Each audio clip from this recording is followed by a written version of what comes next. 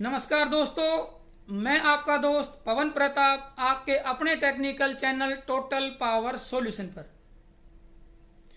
जब भी आप इन्वर्टर की, स्टेबलाइजर की, इंडक्शन की, जो भी आपका होम अप्लायंस है, इंस्ट्रूमेंट है या कोई डिवाइस है, उसकी रिपेयरिंग करते हैं तो उसके लिए सबसे बेसिक जो रिक्वायरमेंट है, ज़रूरत है, वो ये है कि आपको उसकी जो फंडामेंटल सर्किट है, फंडामेंटल वर्किंग प्रिंसिपल है, उसकी जो मूलभूत है कि कैसे ये आपका डिवाइस, इंस्ट्रूमेंट या आपका अप्लायंस काम करता है, उसकी अगर आपको समझ है तो आप उसको बड़ी आसानी से बहुत कम समय में रिपेयर कर पाएंगे।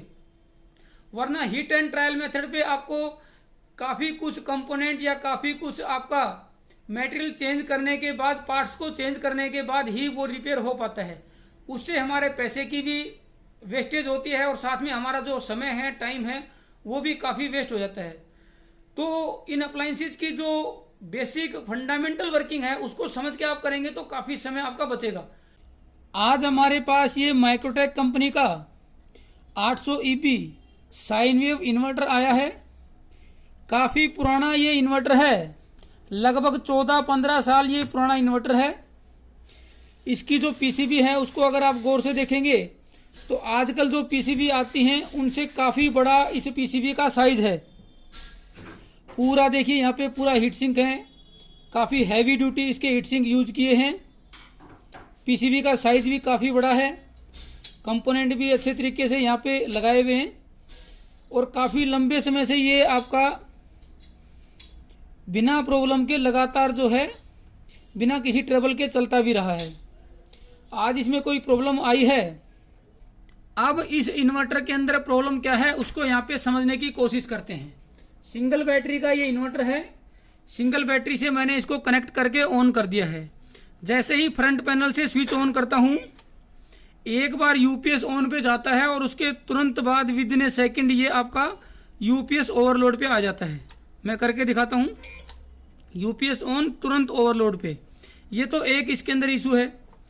दूसरा इशू ये है कि जैसे ही मैं मेंस कनेक्ट करता हूँ तो मेंस कनेक्ट करते ही ये आपका यहाँ पे मेंस ऑन और फ्यूज ब्लोन और बजर की साउंड, यानी कि मेंस ऑन करते ही ये फ्यूज ब्लोन यहाँ पे दिखाने लगता है। ये दो इसके अंदर प्रॉब्लम है। और यहाँ पे भी मैं इसको दिखा देता हूँ आपका इसका करंट जो है ये नो लोड पे कितना लेता है जब ये ओवरलोड पे जाता है। मैं ऑन करता हूँ, आप यहाँ पे इसका करंट देखें, लगभग 2.8 2.9 ये जो है करंट ड्रॉ करता है। इतने करंट पे इसको ओवरलोड पे जाना नहीं चाहिए। तो ये ओवरलोड पे क्यों गया है इसको यहाँ पे समझते हैं। उसके लिए पीसीबी को पहले बाहर निकाल लेते हैं, उसको समझने की कोशिश करते हैं। पीसीबी को हमने इन्वर्टर की कैबिनेट से बाहर निकाल लिया है। यहाँ पे अगर आप इसको गौर से देखेंगे तो इसमें जो है ये एक सीटी यूज किया हुआ है जो कि करंट ट्रांसफार्मर है, करंट को रीड करने के लिए। इसमें जो है सेंसिंग ट्रांसफार्मर भी दो लगाए हैं। जैसे नॉर्मली हमारे जो आजकल इन्वर्टर आते हैं उसमें एक ही सेंसिंग ट्रांसफार्मर होता है इनपुट मेंस को सेंस करने के लिए। इसमें दो सेंसिंग ट्रांसफार्मर हैं, एक इनपुट को सेंस करेगा, एक आउटपुट को सेंस करेगा। ये जो सेंसिंग ट्रांसफार्मर है ये आउटपुट के लिए है, ये सेंसिंग ट्रांसफार्मर इनपुट के लिए है। ये यहाँ पे इसके ऊपर लिखा भी हुआ है X1 MIS, यानी कि मेन इनपुट सेंस। यहाँ पे लिखा हुआ है X2 OPS, यानी कि आउटपुट सेंस ट्रांसफार्मर। तो ये यहाँ पे हम चेक करेंगे, क्योंकि अगर आपका यहाँ पे आउटपुट सेंसिंग का ट्रांसफार्मर खराब हो जाता है तो कुछ इस तरह की प्रॉब्लम ये जनरेट कर सकता है। मैंने इसको चेक भी कर लिया है यहाँ पे, मैं आपको भी चेक यहाँ पे करवा देता हूँ। ये यहाँ पे इसको चेक करते हैं पहले, कोई वैल्यू दिखा नहीं रहा है। ये इनपुट का है 2.36 किलो ओम, ये इसकी सेकेंडरी है।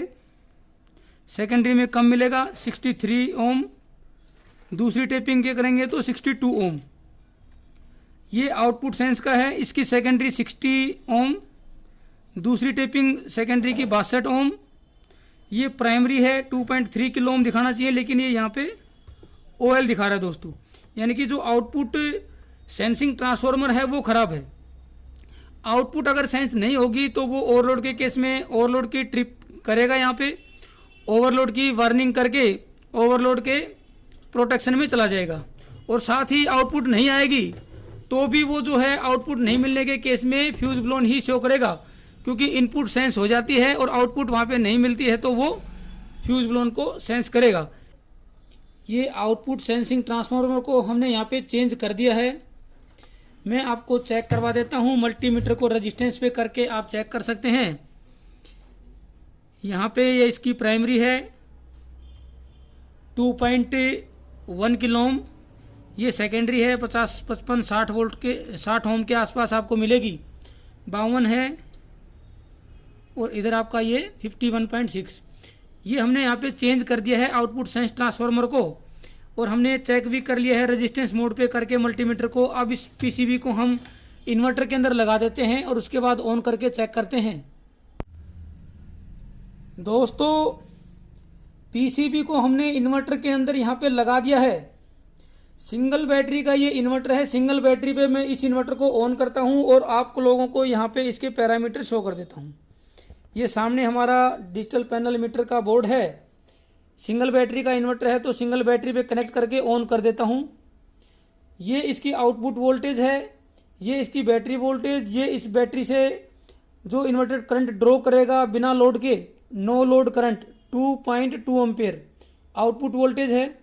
बल्ब लोड भी मैं ऑन करके यहाँ पे दिखा देता हूँ। अब ये बैकअप मोड पे पहले जो ओवरलोड शो करता था, अब ये ओवरलोड शो नहीं कर रहा है और बैकअप मोड पे सही से चल रहा है। ऑफ करता हूँ और ऑन करता हूँ तो ये प्रॉपर यहाँ पे बैकअप मोड पे काम कर रहा है। मेंस मोड पे मैं इसकी चार्जिंग शो कर देता हूँ। यहाँ पे साइन जो है वो चेंज हो जाएगा। अभी ये जो है आपका बैकअप मोड पे था तो यहाँ पे प्लस का साइन है, कोई साइन नहीं का मतलब प्लस।